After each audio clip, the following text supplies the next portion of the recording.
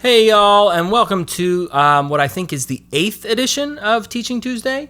Today we're going to go over something a little bit different. It's not going to be as much of a tutorial and broken down as the other weeks, but what we're going to do is we're going to go over the 3 types of ways you can use chords in your solo. And so the 3 basic ways are: you can comp for yourself, you can play a chord solo, just almost all chords, and then the third way is where you're kind of using chords underneath the melody notes that you're already kind of playing. So you're just kind of like grabbing chords here and there in the midst of your solo.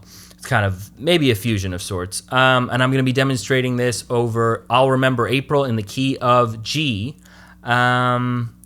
And yeah, so if you don't know that tune, definitely I would recommend learning it. It's definitely like one of the essential standards that you should learn.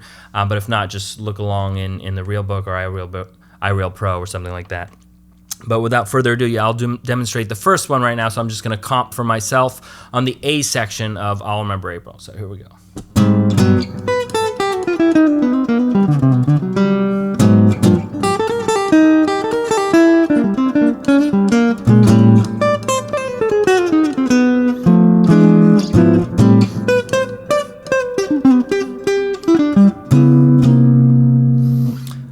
So that's kind of a little demonstration of comping for myself. So you play lines and then you play chords. It's kind of like you're kind of imitating like the way a piano might do it, although you're not playing chords at the same time that you're playing solo, but you're kind of comping in the spaces between the lines. My favorite people who do that are Barney Kessel and Kurt Rosenwinkel. Very different, obviously, but and then I actually did want to mention that the where I'm getting this whole idea from, or the way that it was demonstrated to me, I think was an old friend and mentor of mine named Bruce Foreman.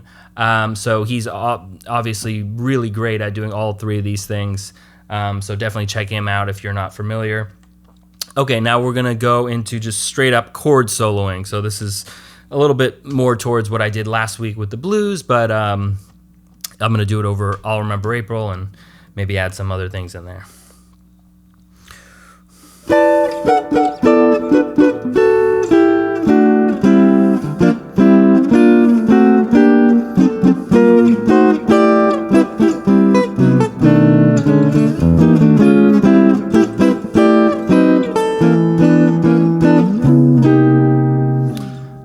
So that's just pretty much all chords. It's very melody driven, so I'm kind of thinking melody first. There's also different ways of approaching that, more harmonic ways, but yeah, I was kind of doing a little bit of that too. But yeah, that's just all chords basically.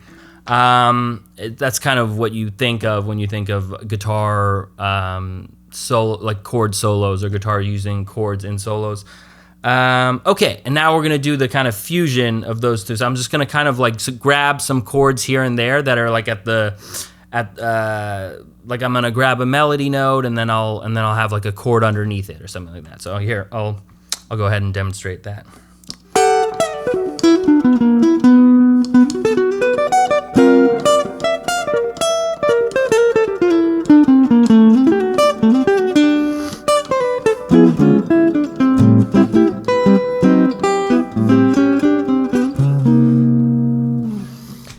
All right, there you go. So that's kind of a fusion of sorts. So I think something that'll help you do that a lot is like knowing a chord or a voicing that has basically like every melody note in that scale or in that key. So if you're in the key of G, to know, here's a chord with the 9th on the top. Here's a chord with the 7th on the top. Here's a chord with the 5th on the top.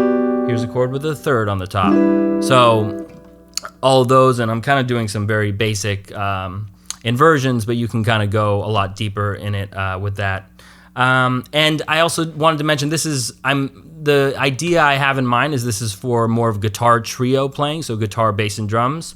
But it's not exclusively for that. Of course, you can use these ideas in different settings. But I would recommend, like, if you're playing with a piano, maybe don't comp for yourself, because that's kind of the pianist's job.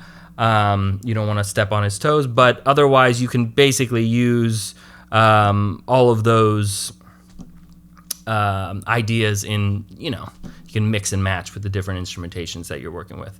Anyways, hope you guys found that helpful. Yeah, let me know what you think in the comments, and your support is greatly appreciated as always. And yeah, let me know if you have any ideas for some upcoming Teaching Tuesdays. Thanks for tuning in, and otherwise I'll see you next week.